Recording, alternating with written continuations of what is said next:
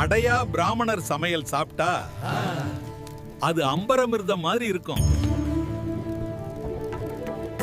அன்னம் சமைப்பது சாதாரண வேலை இல்லை. அது என் பூஜை.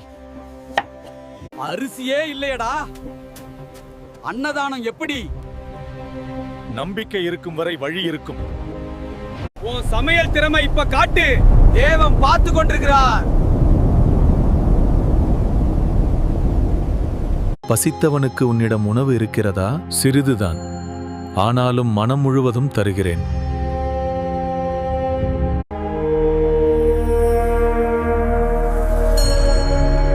உன் பக்தி என்னை மகிழச் செய்தது. இனி உன் குடும்பம் உலகின் சிறந்த சமையல்காரராகும். இது என் வாழ்நாள் வரம். பசியை தீர்த்தவன் மனிதன் அல்ல, அவன் தெய்வம்.